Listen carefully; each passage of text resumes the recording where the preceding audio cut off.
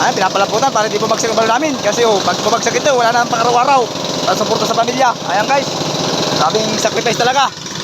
Talagang magdudusa ka ng putik para mailagay lang dito sa balon.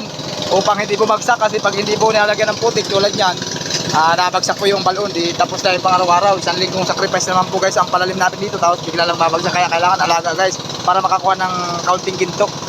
Ayan guys.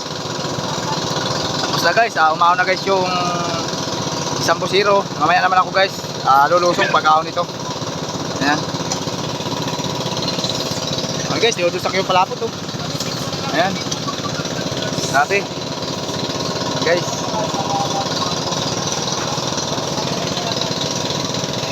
Ayan.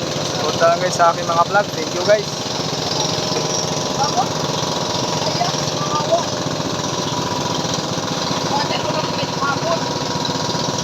Ayan. Hop. Guys.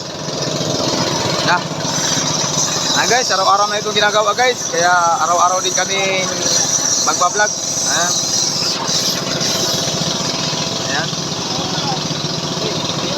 Ayan guys, malusong na si Canistor. Kami naman guys ang tutubol niyan.